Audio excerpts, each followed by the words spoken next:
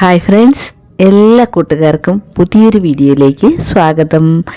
ഇന്ന് ഞാൻ ഉണ്ടാക്കാൻ പോകുന്നത് നല്ല ടേസ്റ്റായിട്ടുള്ള ഒരു ചൂര മീൻ കറിയാണ്. അപ്പോൾ എങ്ങനെയാണ് ഈ മീൻ കറി തയ്യാറാക്കിയെടുക്കുന്നതെന്ന് നമുക്കൊന്ന് നോക്കാം.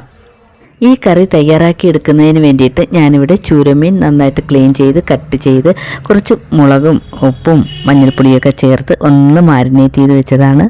ഇത് ഏകദേശം 500 ഗ്രാം അളവിൽ ഉണ്ടാവും.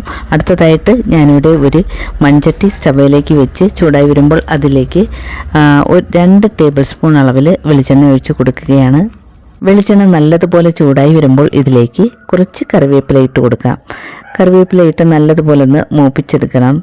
അപ്പോൾ ഈ വീഡിയോ കണ്ടുകൊണ്ടിരിക്കുന്ന കൂട്ടുകാർ മറക്കാതെ ഒന്ന് ലൈക്ക് ചെയ്തേക്കണേ.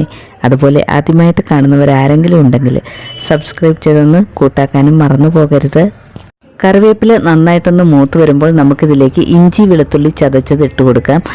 ഇഞ്ചിയും വെളുത്തുള്ളിയും കൂടി ചതച്ചെടുത്തത് 1 ടേബിൾ സ്പൂൺ അളവിലാണ് ഞാൻ ചേർത്ത് കൊടുത്തിട്ടുള്ളത്.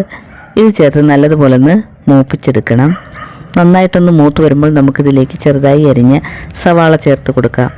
1/4 കപ്പ് അളവിലാണ് സവാള അരിഞ്ഞത് ചേർത്ത് കൊടുത്തിട്ടുള്ളത്.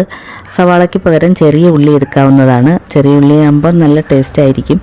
ചെറിയ ഉള്ളി എന്ന് പറയുന്നത് ചുവന്നുള്ളിയാണ്. ചുവന്നുള്ളി കൊച്ചുള്ളി എന്നൊക്കെ പറയുമല്ലോ. ചുവന്നുള്ളി ചേർത്ത് കൊടുത്താലും നല്ല ടേസ്റ്റാണ്. ഉള്ളി ചേർത്ത് കൊടുത്ത ശേഷം ചെറുതായിട്ടൊന്ന് വഴറ്റിയെടുക്കണം. കളറൊക്കെ ഒന്ന് മാറി വരുമ്പോഴേക്കും നമുക്കിതിലേക്ക് കറി പൗഡേഴ്സ് ചേർത്ത് കൊടുക്കാം. കറിപ്പൊടികൾ ചേർത്ത് കൊടുക്കുമ്പോൾ സ്റ്റവ് ഓഫ് ചെയ്യുന്നതാണ് നല്ലത്. ഞാനിവിടെ സ്റ്റവ് ഓഫ് ചെയ്തിട്ടുണ്ട്. സ്റ്റവ് ഓഫ് ചെയ്തില്ല എന്നുണ്ടെങ്കിൽ മൺചട്ടിയാണ്, പെട്ടെന്ന് ചൂട് കയറി ഈ പൊടികൾ കരിഞ്ഞു പോകാൻ സാധ്യതയുണ്ട്. ഞാനിവിടെ മുളക് പൊടി, മല്ലിപ്പൊടി, മഞ്ഞൾപ്പൊടി, കുറച്ച് ഉലുവാപ്പൊടി ഇത്രയാണ് ചേർത്ത് കൊടുക്കുന്നത്. മുളക് പൊടി 1 ടേബിൾ സ്പൂൺ അളവിൽ, മല്ലിപ്പൊടിയും 1 ടേബിൾ സ്പൂൺ അളവിൽ എടുത്തിട്ടുണ്ട്.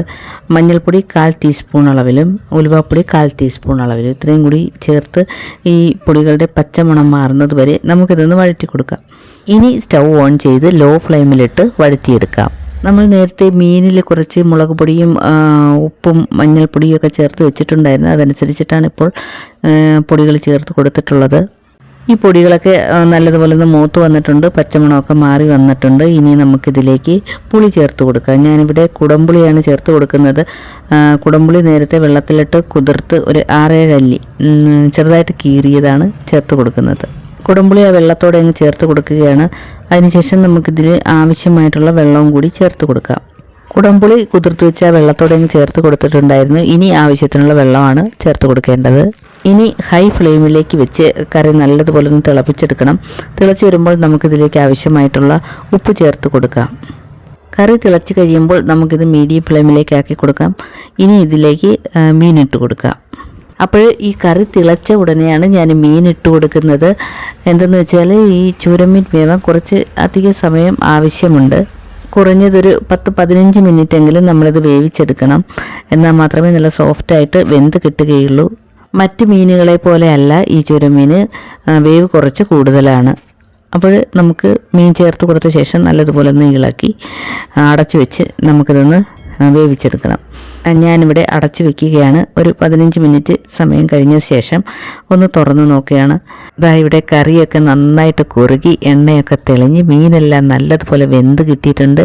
നമ്മുടെ രുചികരമായ ചൂരമീൻ കറി ഇവിടെ റെഡിയായിട്ടുണ്ട്. എല്ലാവരും ട്രൈ ചെയ്ത് നോക്കുക. വീഡിയോ ഇഷ്ടമായെങ്കിൽ ഷെയർ ചെയ്ത് നിങ്ങളുടെ വിലയേറിയ അഭിപ്രായം രേഖപ്പെടുത്താൻ മറന്നു പോകരുത്. Thanks for watching.